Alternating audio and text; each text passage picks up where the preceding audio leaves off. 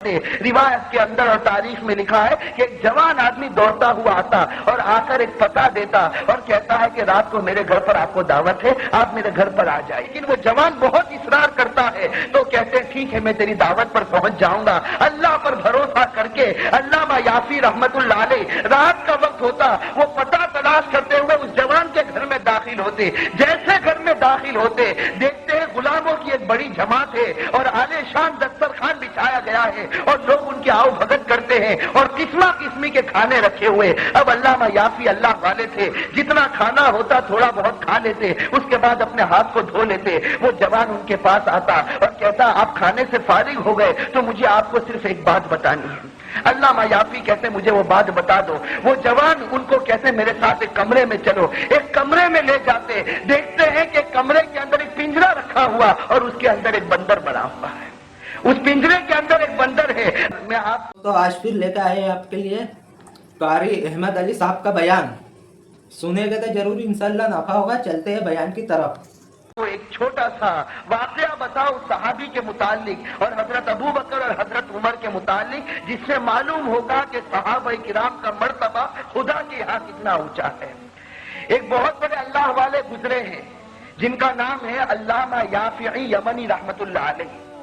ان کے بارے میں لکھا ہے کہ یہ ہر سال حج کے لیے جایا کرتے تھے اور ان کی ایک عادت تھی جب یہ حج کے لیے جاتے تھے اور اپنے حج کے تمام ارکان سے فارغ ہو جاتے اور اس کے بعد جب مدینہ منورہ پہنچتے تھے تو سرکار دو عالم صلی اللہ علیہ وسلم کی قبر کے پاس چلے جاتے اور اللہ کے رسول صلی اللہ علیہ وسلم کی قبر کے سامنے جا کر جو کچھ بھی ان کو درود اور سلام بھیجنا ہوتا یہ اللہ کے رسول کی قبر کے اوپر بھیجتے۔ اور ان کی ایک عادت تھی کہ ساتھ میں کچھ اشعار لے کر جاتے تھے جس میں حضرت ابو بکر کی تعریف ہوتی، جس میں حضرت عمر کی تعریف ہوتی۔ جب اللہ کے رسول پر درود و سلام بھیج دیتے، جو دعائیں کرنی ہوتی وہ دعائیں کر لیتے، اس کے بعد ان اشعار کو نکالتے اور حضرت ابو بکر کے بارے میں تعریفی اشعار پڑھتے، حضرت عمر کے بارے میں تعریفی اشعار پڑھتے۔ تاریخ میں علامہ یافعی رحمت اللہ علیہ کے بارے میں لکھا ہے کہ ایک مرتبہ جب انہوں نے اشعار پڑھنا شروع کیا، اب حضرت ابو بکر کی تعریف کے اوپر کچھ اشعار پڑھے، ان کی قربانیاں جو اسلام کے واسطے، اس کے بارے میں کچھ اشعار پڑھے، حضرت عمر کی تعریف میں کچھ اشعار پڑھے، بہت سے لوگ جمع ہو گئے۔ اب وہ وقت ہی ایسا تھا علامہ یافعی بھی رو رہے تھے اور جو لوگ ان کے ساتھ میں تھے وہ بھی رونا شروع کر دیا۔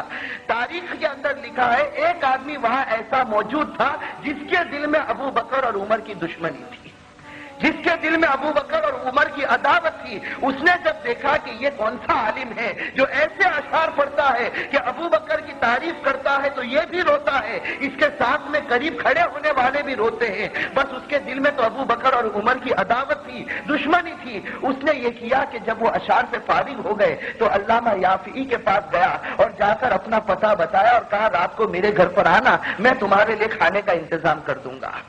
اب علامہ یافعی رحمت اللہ علیہ نے سوچا کہ کسی مسلمان بھائی کی دعوت کو قبول کر لینا چاہیے۔ انہوں نے قبول کر لیا، اس کا پتہ رکھ لیا۔ اب یہ آدمی، اس کے دل میں تو ابو بکر کی دشمنی تھی، عمر کی عداوت تھی، یہ اپنے گھر میں جاتا ہے اور اپنے غلام کو جا کر سکھاتا ہے کہ دیکھ رات کو جو مہمان میرے یہاں پر آئے گا وہ کھانا کھانے کے ارادے سے آئے گا، لیکن تم یہ کام کرنا، اپنے 2-3 غلاموں کو کہتا اس کو پکڑ لینا، اس کی زبان کو باہر نکال کر کاٹ دینا، اس لیے کہ وہ اس زبان سے ابو بکر اور عمر کی تعریف کرتا اور مجھے ابو بکر اور عمر پسند نہیں ہے۔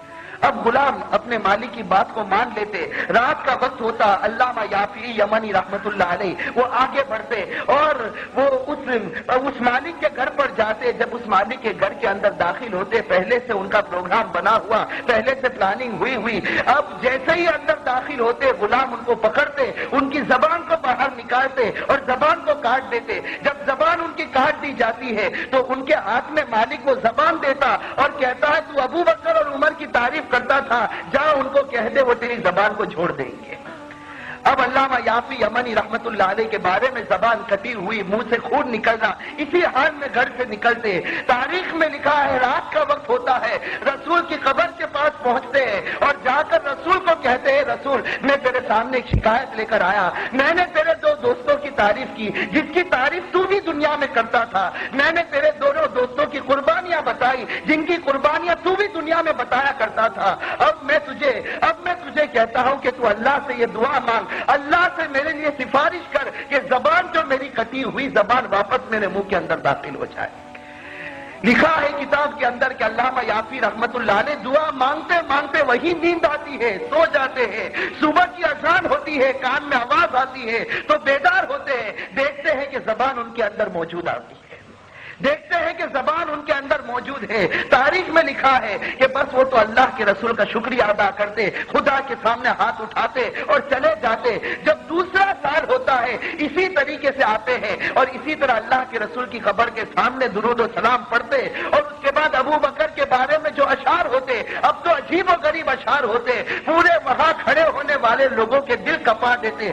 ابو بکر کے متعلق اشعار پڑھتے، عمر فاروق کے متعلق اشعار پڑھتے۔ روایت کے اندر اور تاریخ میں لکھا ہے کہ ایک جوان آدمی دوڑتا ہوا آتا اور آ کر ایک پتہ دیتا اور کہتا ہے کہ رات کو میرے گھر پر آپ کو دعوت ہے، آپ میرے گھر پر آ جائیے۔ علامہ یافی کے بارے میں لکھا جب وہ جوان لڑکا آ کر پتہ دیتا ہے ان کو فوراً خیال آتا ہے کہ گزشتہ سال بھی ایسا ہی ہوا تھا، ایک پتہ میرے ہاتھ میں آیا تھا، میں گیا تھا، میری زبان کاٹ دی گئی تھی، تو تھوڑا ہچکچاتے، لیکن وہ جوان بہت اصرار کرتا ہے تو کہتے ہیں ٹھیک ہے میں تیری دعوت پر پہنچ جاؤں گا۔ اللہ پر بھروسہ کر کے علامہ یافی رحمت اللہ علیہ رات کا وقت ہوتا، وہ پتہ تلاش کرتے ہوئے اس جوان کے گھر میں داخل ہوتے۔ جیسے گھر میں داخل ہوتے دیکھتے ہیں غلاموں کی ایک بڑی جماعت ہے اور عالی شان دسترخوان بچھایا گیا ہے اور لوگ ان کی آؤ بھگت کرتے ہیں اور قسمہ قسمی کے کھانے رکھے ہوئے۔ اب علامہ یافی اللہ والے تھے، جتنا کھانا ہوتا تھوڑا بہت کھا لیتے، اس کے بعد اپنے ہاتھ کو دھو لیتے۔ وہ جوان ان کے پاس آتا اور کہتا آپ کھانے سے فارغ ہو گئے تو مجھے آپ کو صرف ایک بات بتانی ہے۔ علامہ یافی کہتے مجھے وہ بات بتا دو۔ وہ جوان ان کو کہتے میرے ساتھ ایک کمرے میں چلو۔ ایک کمرے میں لے جاتے، دیکھتے ہیں کہ کمرے کے اندر ایک پنجرا رکھا ہوا اور اس کے اندر ایک بندر بنا ہوا ہے، اس پنجرے کے اندر ایک بندر ہے۔ علامہ یافی پوچھتے ہیں کہ تم نے اس بندر کو پنجرے کے اندر کیوں پالا ہے؟ تو وہ کہنے لگتا کہ یہ بندر نہیں، یہ حقیقت میں میرا وہ باپ ہے جو گزشتہ سال تمہاری زبان کو کاٹ دیا تھا۔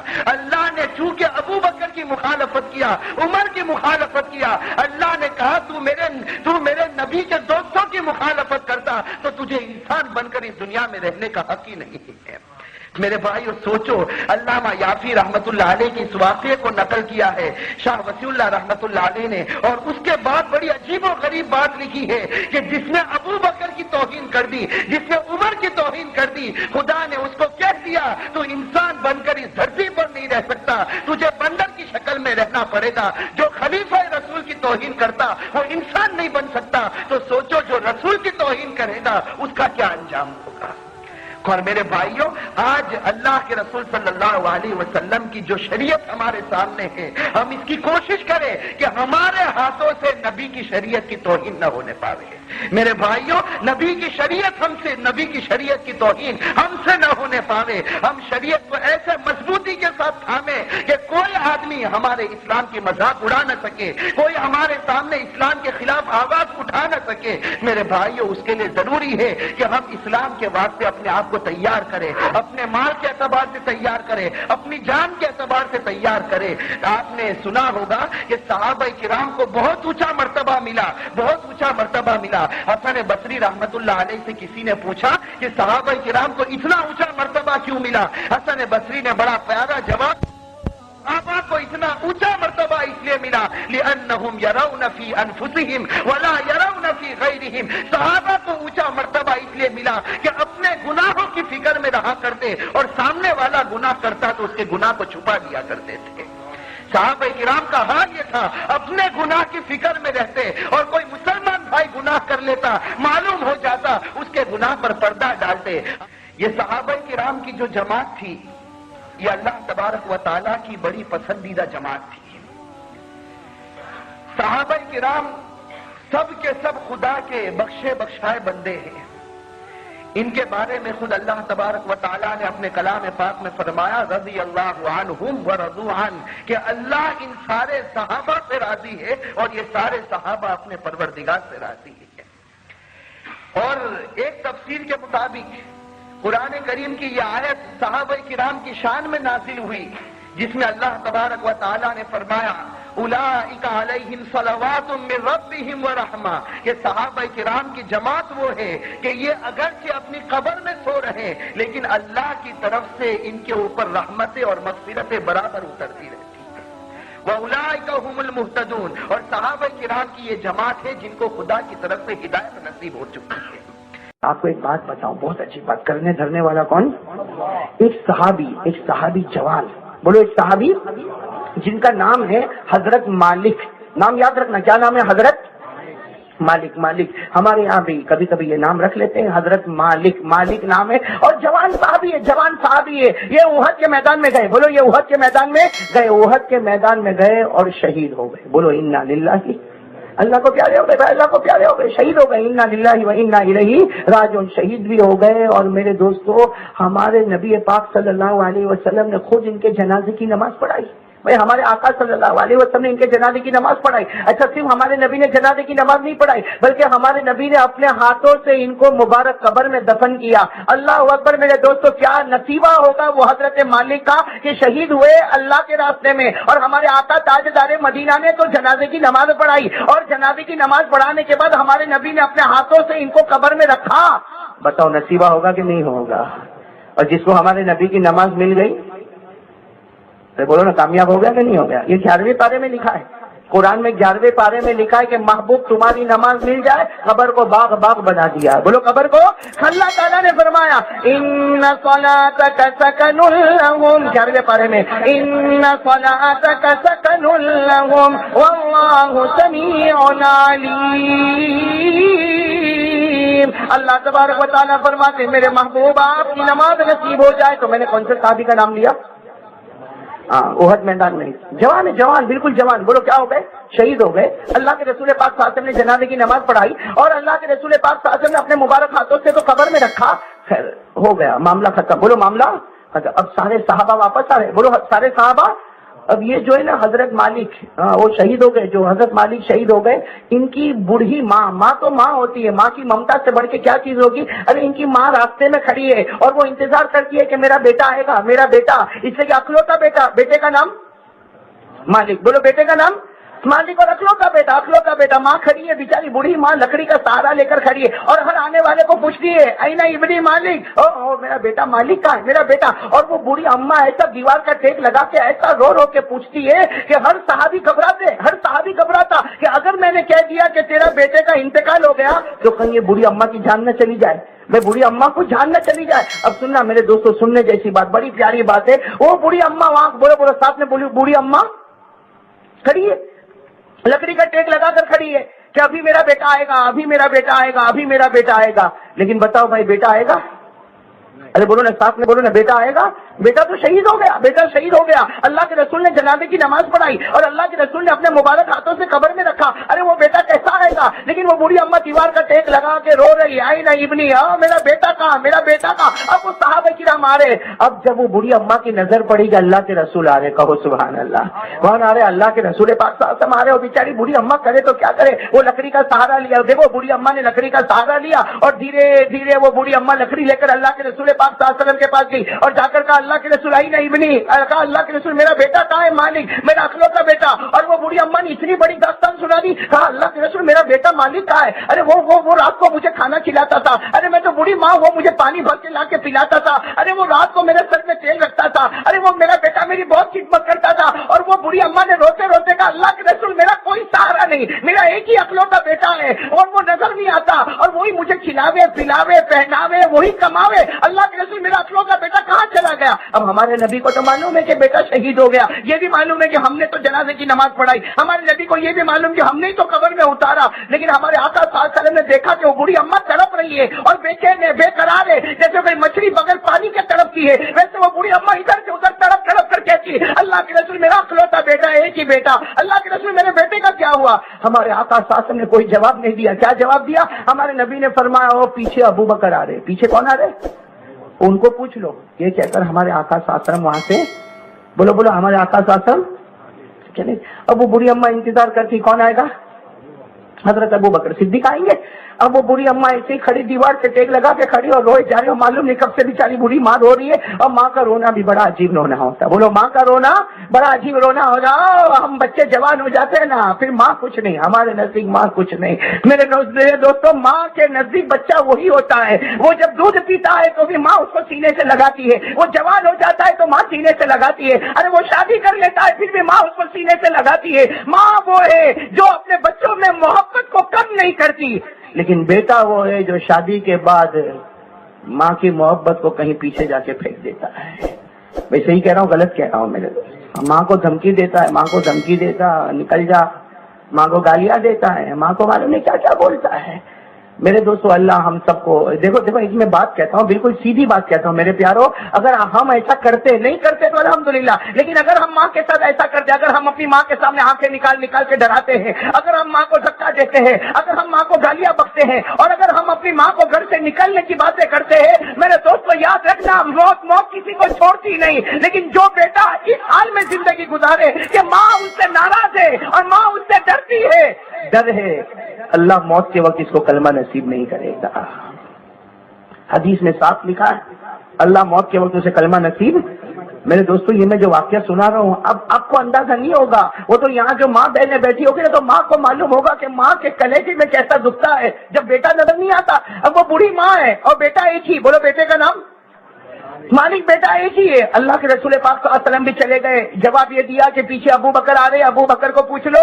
اب وہ بوڑھی ماں انتظار کرتی, بوڑھی ماں کی نظر پڑی کہ حضرت ابو بکر آ رہے, بس وہ بوڑھی ماں ایسے بے چین ہو کر گئی اور حضرت ابو بکر کے پاس گئی اور جا کر کہا, ابو بکر اے نہیں ابن مالک, بتاؤ میرا بیٹا مالک کا. اب حضرت ابو بکر کو سب معلوم ہے بھائی, حضرت ابو بکر کو پوری داستان معلوم ہے, لیکن وہ بوڑھی ماں نے کہنا شروع کیا, میرا اکلوتا بیٹا, ارے میرا لخت جگر تھا, ارے میرے کلیجے کا ٹکڑا تھا, ارے میں اس سے بہت پیار کرتی تھی, ارے میرا نور نظر تھا, ارے وہ رات کو میرے لیے بستر بچھاتا تھا, وہ میرے لیے کھانا لاتا تھا, وہ میرے لیے پانی لاتا تھا, وہ ماں نے اتنا کہا.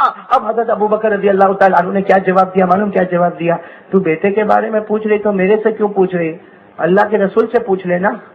حضرت ابو بکر نے کیا فرمایا, کس سے پوچھ لے, اللہ. تو وہ بوڑھی اماں غصے ہوئی, بھائی غصے ہوئی جا رہے, وہ بوڑھی اماں غصے ہوئی, یہ کیا معاملہ, اللہ کے رسول کو میں نے پوچھا تو کہا کہ کس سے پوچھو, حضرت ابو بکر سے پوچھو, اور ابو بکر سے پوچھا تو کہتے کہ اللہ کے رسول سے پوچھو. تو میں ایک بوڑھی ماں کیا یہی تڑپتی رہوں گی کہ اللہ کے رسول کے پاس جاؤں گی تو کہیں گے ابو بکر سے پوچھ لو, اور ابو بکر کے پاس جاؤں گی تو کہیں گے اللہ کے رسول سے پوچھ لو. وہ بوڑھی ماں کہنے لگی کہ اللہ کے رسول نے تو تمہارے پاس بھیجا اور تم مجھے پھر اللہ کے رسول کے پاس بھیج رہے. بات حضرت ابو بکر رضی اللہ تعالیٰ عنہ سمجھ گئے, کہا کہ اللہ کے رسول نے میرے پاس بھیجا, کہا ہاں اللہ کے رسول نے بھیجا, اور کہا کہ تم بتاؤ کہ میرا بیٹا کہاں ہے.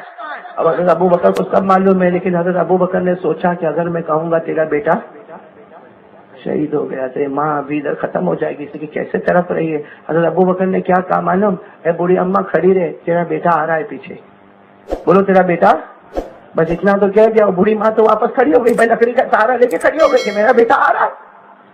لیکن حضرت ابو بکر کا کیا معاملہ ہوا, وہ تو آگے چلے تو حضرت ابو بکر کو خیال آیا, حضرت ابو بکر کو اپنے بارے میں خیال آیا, ابو بکر بہت بڑا گناہ ہو گیا, جھوٹ بولا.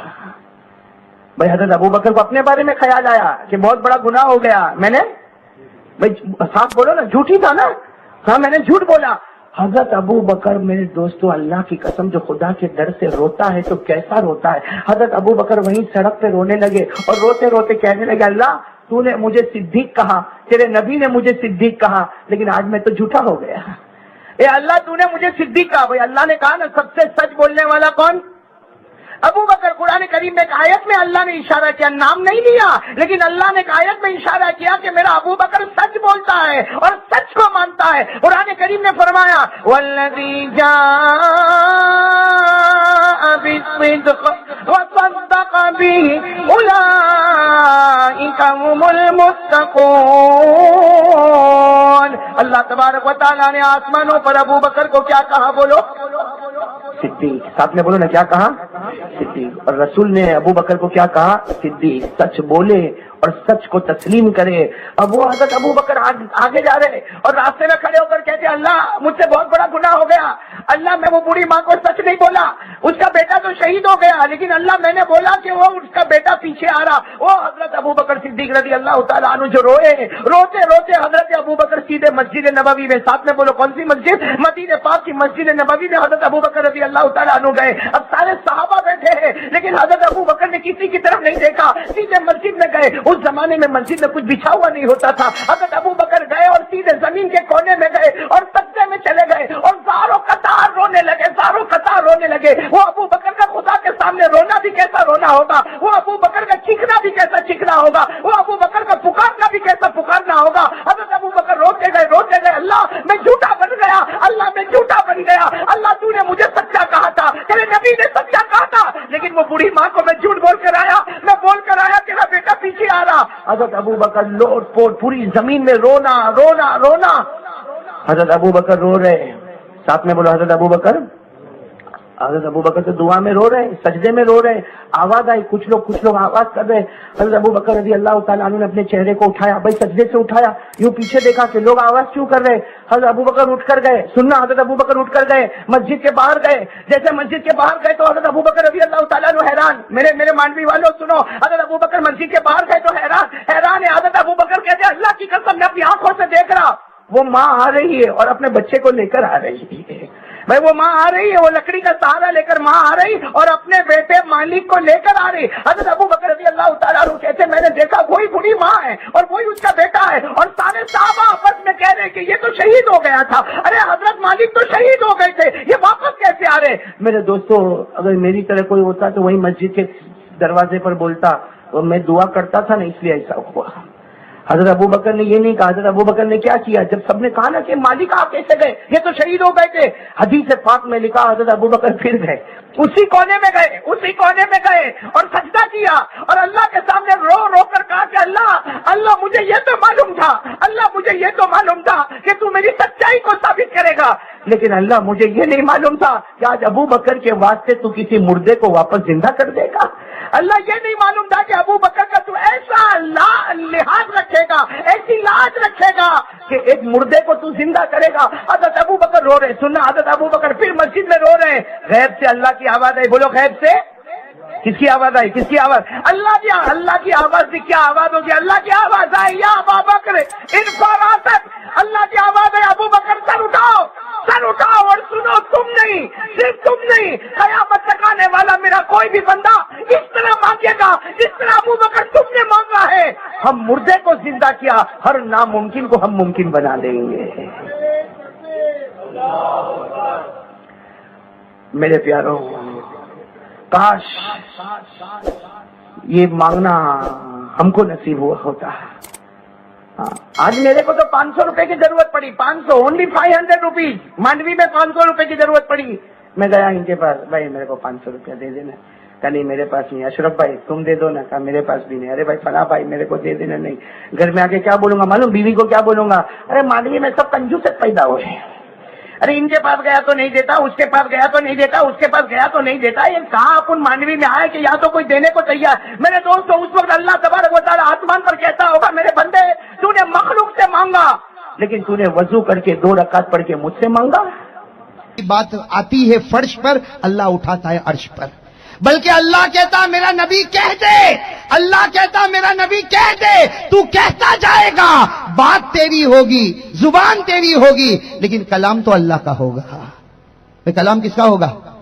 اب سننا بھائی, میں ذرا جلدی بتاؤں. دیکھو ایک مرتبہ ایسا ہوا, حضرت فاطمہ رضی اللہ تعالیٰ عنہ اور حضرت علی رضی اللہ تعالیٰ عنہ. بھائی سننا, حضرت علی رضی اللہ تعالیٰ عنہ, حضرت فاطمہ رضی اللہ تعالیٰ عنہ دونوں گھر میں بیٹھے. علی بھی بھوکے ہیں اور فاطمہ بھی, علی بھی بے قرار اور بے چین ہے اور فاطمہ بھی بے چین اور بے قرار ہے. حضرت علی رضی اللہ تعالیٰ عنہ نے کیا فرمایا, ارے اپنی بیوی حضرت فاطمہ سے کہا کہ کب تک تو بھوکی رہے گی اور کب تک میں بھوکا رہوں گا, جا تیرے ابا کے پاس جا, تیرے ابا کے پاس کچھ کھانے کا ہو تو لے کر آ, یا کچھ غلہ لے کر آ, یا کوئی اناج لے کر آ, یا درہم دینار لے کر آ. اس لیے کہ تیرے ابا کے پاس تو روزانہ بہت اللہ بھیجتا ہے, کچھ اگر تیرے ابا دے دیں گے تو ہمارے گھر کا کام بن جائے گا. حضرت علی رضی اللہ تعالیٰ عنہ نے کس کو کہا, हजरत फातिमा रजी अल्लाह ताला अन्हा नबी की बेटी, और बेचारी बहुत भूखी, वो भी चली। किसके पास चली? जनाब नबी करीम सल्लल्लाहु अलैहि वसल्लम के पास चली, सलाम किया, और सुनना, अपने अब्बा को जाके साफ साफ कहा कि मेरा अब्बा, मैं नहीं आई, मुझको किसने भेजा? अली ने। लेकिन अली भी बहुत भूखे हैं, मैं भी बहुत भूखी हूं, बेचैन और बेकरार है। अल्लाह के रसूल, अगर आपके पास कुछ हो, अल्लाह के रसूल आपके पास कुछ हो, अपनी बेटी को दे दो, बेटी का जी भी संभल जाएगा और अली का जी भी संभल जाएगा। हमारे नबी की आंखों में आंसू आए, कहा ए फातिमा, कौन से अब्बा के पास मांगने आए जिस अब्बा के घर में 1 महीने से चूल्हा नहीं जला है? कौन से अब्बा के पास मांगने आई जिस बाप के घर में 1 महीने से चूल्हा नहीं जला? हजरत फातिमा रजी अल्लाह ताला ने रो पड़ी और रोते रोते कहा, मेरा अब्बा मुझको माफ करना, मुझे नहीं मालूम था कि आपके घर में 1 महीने से चूल्हा नहीं जला। फातिमा ये कहकर जाने लगी। हमारे नबी सल्लल्लाहु अलैहि वसल्लम ने कहा, फातिमा को बुलाओ। थोड़ी देर के बाद फातिमा आई। हमारे नबी के चेहरे पर मुस्कुराहट थी, फातिमा रो रही थी। फातिमा ने पूछा, अब्बा आप किस लिए हंस रहे? जनाब नबी करीम सल्लल्लाहु अलैहि वसल्लम ने कहा, बेटी फातिमा, मैंने तुझे खाली हाथ भेजा, अल्लाह ने तेरा दामन भर दिया। अरे कहो ना सुभान अल्लाह। फातिमा हैरान हो गई, अल्लाह ने कुछ भेजा? कहा हाँ, अल्लाह ने कसम खाई। सुनना, हमारे नबी ने कहा, अल्लाह ने कसम खाई और 5 जुमले हजरत जिब्राइल को दिए। कितने जुमले? 5 जुमले जिब्राइल को दिए। फिर जिब्राइल ने कसम खाई, और 5 जुमले मुझको दिए, यानी जनाब नबी करीम अल्लाह के रसूल सल्लल्लाहु अलैहि वसल्लम ने फरमाया, मैं कसम खाता हूं और ये 5 जुमले मैं तुझको देता हूं। हजरत फातिमा ने कहा, कौन से 5 जुमले? तो हमारे नबी सल्लल्लाहु अलैहि वसल्लम ने वो 5 जुमले पढ़कर बता दिए, जो किसने दिए थे? अल्लाह ने। कसम खाके किसको दिए? जिब्राइल को। जिब्राइल ने कसम खाकर किसको दिए? नबी को। नबी ने कसम खाकर किसको दिया? फातिमा को। और क्या कहा, ए बेटी फातिमा, ये 5 जुमले अल्लाह भी कसम खाता, जिब्राइल भी कसम खाता, मैं भी कसम खाता हूं, ये 5 जुमले को अपनी जिंदगी में पढ़ना बना ले, ओढ़ना बना ले, बिछोना बना ले, अल्लाह तुझको खूब माल देगा, तू कभी भूखी नहीं रहेगी, कभी प्यासी नहीं रहेगी। और ए बेटी फातिमा, अल्लाह माल भी देगा, कयामत में हिसाब भी नहीं लेगा, और अगर बगैर मालदार बने अल्लाह को प्यारी हो गई तो अल्लाह का वादा है तो उसको जन्नत नसीब करेगा। और ये अल्लाह ने कसम खाकर कहा, जिब्राइल ने कसम खाकर कहा, नबी ने कसम खाकर किसको दिया? फातिमा को। तो मैं भी कहता हूं मेरे दोस्तों, ये 5 जुमले अगर हमको याद हो जावे तो, अरे भाई। अस्सलाम वालेकुम दोस्तों, आपसे उम्मीद करता हूँ ये बयान अच्छा लगा होगा आपको। बयान अच्छा लगा हो तो लाइक करो, शेयर करो, और फिर दोस्तों किसी नेक्स्ट वीडियो में मिलते हैं। अल्लाह हाफिज़।